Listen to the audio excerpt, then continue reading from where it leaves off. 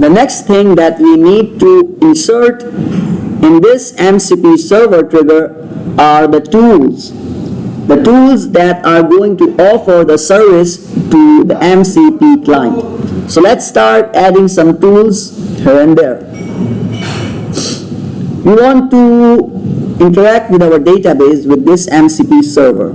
So let's add some tools of Google Sheet.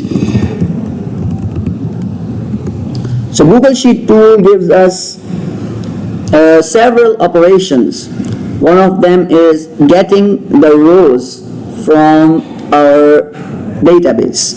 So this is get rows operation by default setup in there. Google Sheet account is my already set up. I just have to select the document, and that is contact details of the parent and the sheet inside that document, and that is by default the first one. And hooray, my first tool is set up.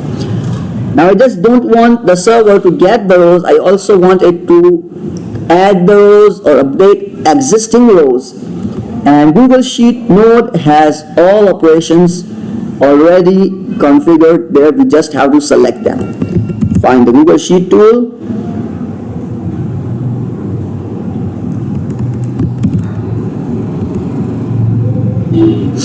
and change this operation to append row. Choose the document and the sheet, and here it is. Our next tool is also set up. I also want it to update existing data. So how it is going to be done? The Google Sheet tool and update row operation selected. The same sheet document and the same sheet.